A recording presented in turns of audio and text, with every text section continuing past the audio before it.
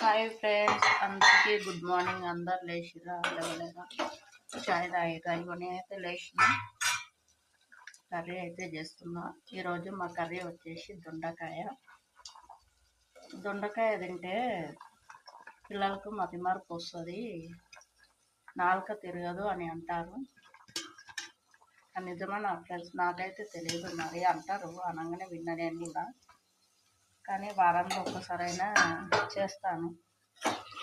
మీరేం కర్రీస్ చేస్తారో కామెంట్ బాక్స్లో కామెంట్ చేయండి.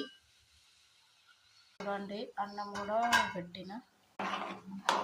అన్నం కూడా ఇక్కడ సైడ్ పెట్టేశాను. పిల్లలకు స్కూల్ ఒక టైం అవుతుంది కదా, సైడ్ అన్నం ఒకసారి కర్రీ వేసేస్తే తొందరగా అయిపోతుంది. మరి మీరేం చేస్తారో కామెంట్ బాక్స్లో కామెంట్ చేసేయండి నాకు. ఓకేనా ఫ్రెండ్స్?